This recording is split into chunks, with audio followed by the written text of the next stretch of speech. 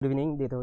Date আজি হৈ গ'ল 10 জুলাই, সময় 7:42 গৈছে। আৰু আজি মাৰ্কেটে আমি কেনেকুৱা ধৰণৰ কি কাম কৰিলোঁ সেই বিষয়ে ভিডিঅ' বনাই আছোঁ মই। ফাৰ্ষ্ট কেণ্ডেল 5 মিনিটৰ কেণ্ডেলডাল big bullish candle, red candle বনাই কিনে আমি ৱেইট কৰিলোঁ যে এইডোখৰত আমি বাইং পেটাৰ্ণ পাওঁ নেকি চাইছিলোঁ।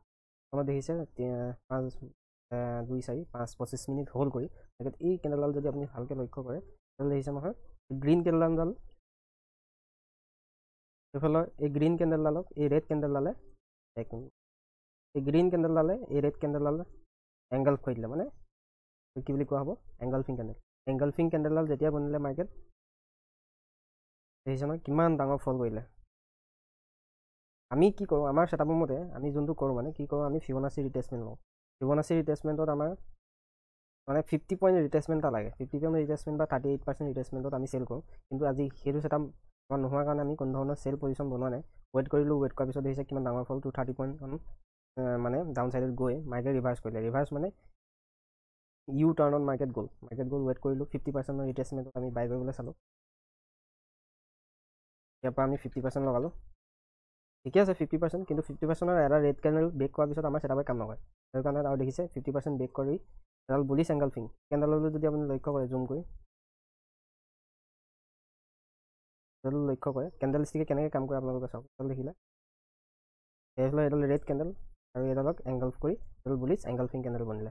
আৰু ইয়াৰ পৰা মাৰ্কেট চাওক তললৈ নাহিলে আৰু মাৰ্কেট ৰিভাৰ্চ কৰি আপত ক্ল'জ কৰিলে। ঠিক আছে, মাৰ্কেটত যদি আমি 1 আৱাৰ কেণ্ডেলত চাওঁ, 1 আৱাৰ কেণ্ডেলত চালে আজি মাৰ্কেটে এইটো ৰেঞ্জ এটা ব্ৰেক কৰিলে। এইটো ৰেঞ্জত আছিলে মাৰ্কেট, আজি ব্ৰেক কৰিলে, ব্ৰেক কৰি ৰিটেষ্ট কৰিছে। মাৰ্কেট যদি তললৈ আহিবলগীয়া হয় এইটো ধৰক এইটো এটা পেটাৰ্ণ, এটা এম পেটাৰ্ণ আৰু ৰিটেষ্ট কৰি যদি ডাউন ছাইডত আহে, কালিলৈ যদি মাৰ্কেট ডাউন ছাইডত এইটো ব্ৰেক কৰে তেতিয়া আমি ডাউন ছাইডলৈ মাৰ্কেট মানে চেলিং ছাইডত চাব পাৰোঁ। আৰু মাৰ্কেট এতিয়াও বৰ্তমান ডাউন ছাইড আহিছে বুলি ক'ব নোৱাৰি, কাৰণ যদি আমি আগৰ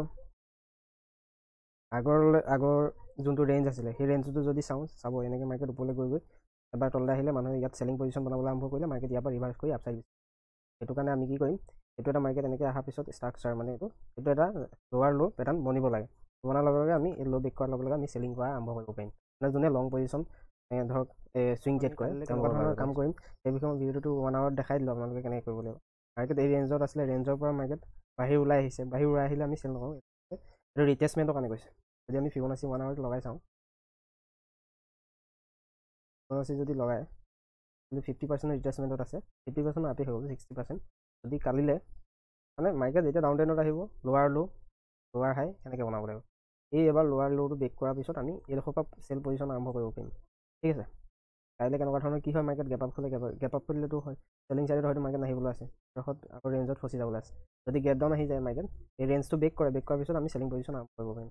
ঠিক আছে, কাইলৈ কেনেকুৱা ধৰণৰ কি হয় চাই লওঁ। আমি কোনো ধৰণৰ পজিশ্যন আজি ট্ৰেড লোৱা নাই, ৱেইটে কৰিলোঁ। ইমান ডাঙৰ কিছুমানে ভাবি ইমান ডাঙৰ ফল কৰিলে আমি এটকা পইচা পাতিব নোৱাৰিলোঁ, কিন্তু যেতিয়া আপোনাৰ ছেটআপে কাম নকৰে তেতিয়া আপুনি যদি উল্টা পুল্টা ট্ৰেড লয় তেতিয়া লছ হ'ব।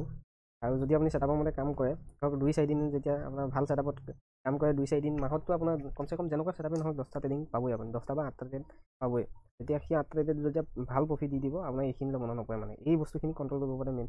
আপুনি যদি এই বস্তু ইমান ফল কৰিলে মই ট্ৰেড নল'লোঁ, নাই ইয়াতে কোনোবা এডোখৰত লৈ লওঁ, বোলে এইডোখৰতে বাইং লৈ লওঁ, এডাল হেমাৰ কেণ্ডেল দেখিলে ছাপৰ্ট লেভেল আমি বাই কৰোঁ। এইডোখৰত যদি আপুনি বাই কৰে কি হ'ব দেখিছে নহয়, এডাল বিগ কেণ্ডেল ৰেড কেণ্ডেল আপোনাৰ এইডোখৰত কাটিবই নোৱাৰিব, ইমান ফাষ্ট কেণ্ডেল আহে। মানে আপোনাৰ নিজৰ ছেটআপৰ কাৰণে ৱেইট কৰক, লাগিলে 2 দিন নালাগে 4 দিন 10 দিন বহি দিয়ক, আপোনাৰ কোনো কথা নাই। আৰু যেতিয়া আপোনাৰ ছেটআপত কাম আহিব 2-4 দিনত আপুনি প্ৰফিটেবল হৈ যাব। ঠিক আছে।